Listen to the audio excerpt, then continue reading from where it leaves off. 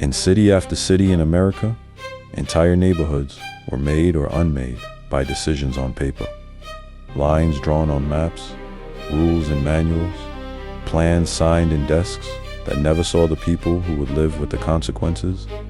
This is a story of how public policy, federal, state, and local, folded into private markets to build the American ghetto.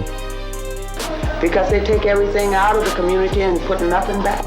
We were asked to leave in March. March 31st was a deadline. The house is still standing.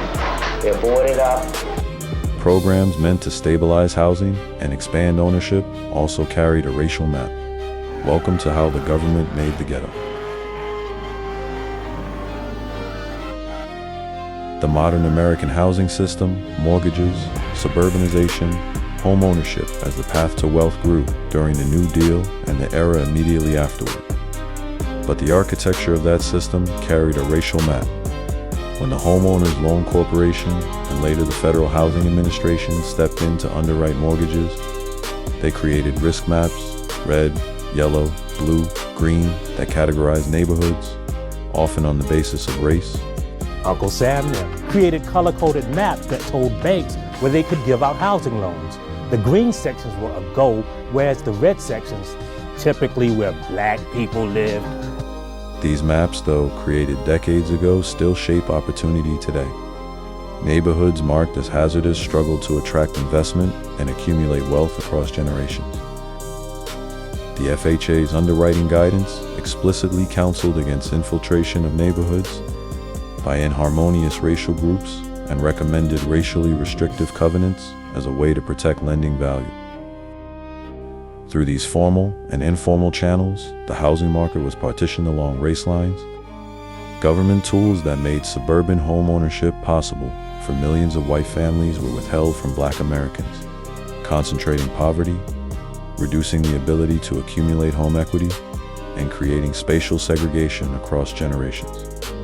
Try to stabilize the housing market. The Fair Housing Act is passed in 1934. And as part of that, the Homeowners Loan Corporation is also established. Insured mortgage is brought within the reach of all citizens on a monthly payment. It takes a lot of risk off the banks, it places it onto the federal government. And now working class, middle class families, they're able to purchase a home. Unfortunately, as part of that, what the HOLC does is it establishes designations for neighborhoods based on the occupants of those neighborhoods. The result wasn't just segregated neighborhoods, it was segregated wealth.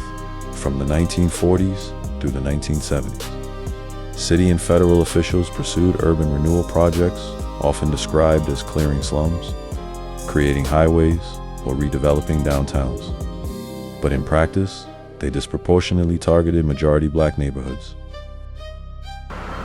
That's Highway 40, and it was built on top of this thriving community in the 1950s and 60s. The construction of this highway completely disrupted this community. This process was what was known as urban renewal, and it was very racist.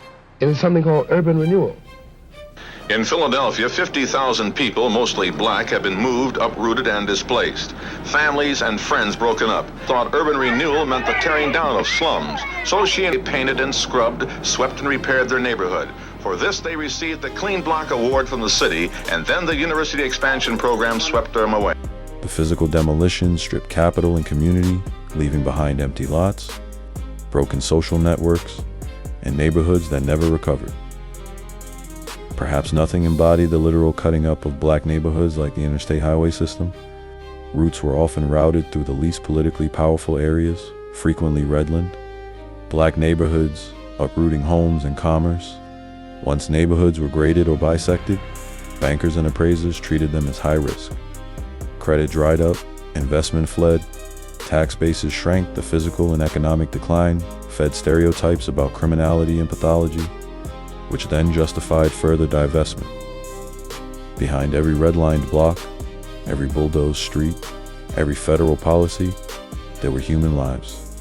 Families who lost more than property, they lost the promise of accumulation, stability, and home. Home ownership is the leading source of intergenerational wealth in the U.S. When an entire community is excluded, the wealth gap widens. As poverty concentrated, so did policing and punitive institutions. The overlay of zoning, policing policy, and later mass incarceration turns spatial segregation into social control.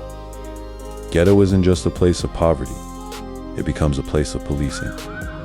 There is no clean severance between housing policy and criminal justice policy. They are intertwined.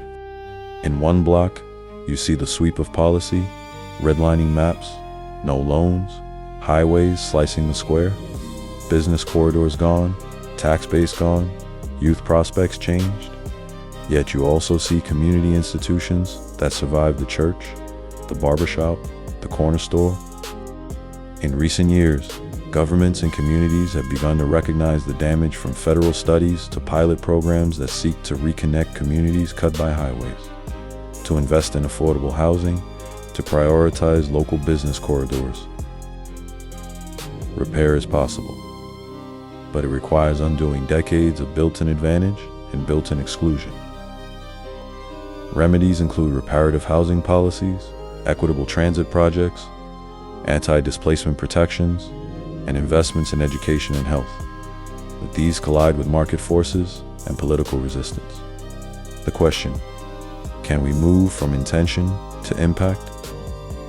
The choice is not between progress or stagnation. The choice is between acknowledging responsibility or continuing the story of neglect.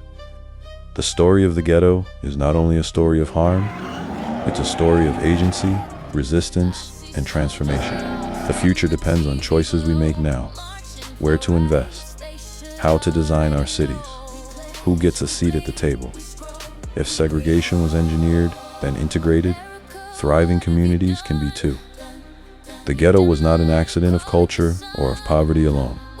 It was built in policies, in asphalt, in mortgages, by choices that governments made, knowing that changes the story from inevitability to responsibility. If we made it, we can unmake it. The question now, will we? Penalizing one section of the country, but that the same standard that applies in Florida should apply in North Carolina, or should apply in Michigan or New York or any other state.